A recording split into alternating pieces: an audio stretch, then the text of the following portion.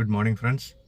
நம்ம வாழ்க்கையில் ரொம்ப கஷ்டமான பாதைகளை கடந்து போகிறப்போ நம்ம ரெண்டு விதமாக நம்ம மனசை ஆற்றுப்படுத்தி கொள்ளலாம்.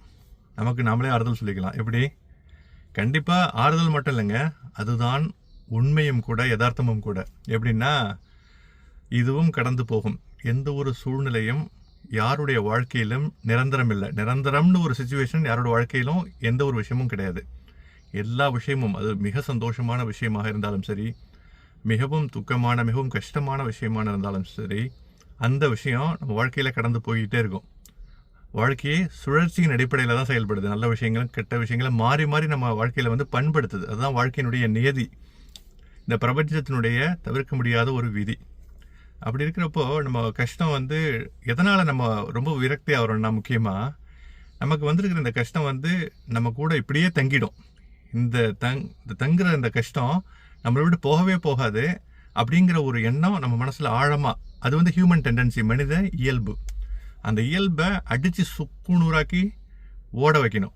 அதுக்கு என்னன்னா, ரெண்டு விஷயங்கள். ஒன்று, இதுவும் கடந்து போகும்னு சொல்லிட்டு கண்டிப்பாக அதுவும் கடந்து போயிடும். மனசில் அந்த விஷயத்தை ஆழமாக பதிய வச்சுக்கலாம். இன்னொரு விஷயம் பார்த்துக்கலாம். நீங்கள் நிறைய பேர் நீங்கள் பார்த்துருப்பீங்க, ரொம்ப கஷ்டமான ஒரு விஷயம், பயங்கரமான தலை போகிற ஒரு விஷயம், ஓகேங்களா? அப்படி இருக்கிறப்போ பார்த்துக்கலாம், ஒன்றும் பிரச்சனை இல்லை. என்ன தலை போயிட போகுது, மிஞ்சி மிஞ்சி போனால் உயிர் போக போகுது. இருக்கிற வாழ்க்கையை வீராவேசமாக, அதாவது டஃப்பு நமக்கு கொடுக்கலான்னு சொல்லிட்டு வாழ்க்கை நினைக்கிறப்போ, அந்த வாழ்க்கைக்கு பெரிய டஃப்பு கொடுப்போம்னு சொல்லிட்டு வாழ்க்கையை எதிர்த்து போராடி கொண்டிருக்கும் பல பேர் பார்த்துக்கலாம்ப்பா, என்ன ஆகிட போகுது, மிஞ்சி மிஞ்சி போனால் ஒருக்கே பார்த்துடலாம் அப்படின்னு சொல்லிட்டு அந்த ஒரு பாசிட்டிவ் அப்ரோச்சோட அணுகுவாங்க.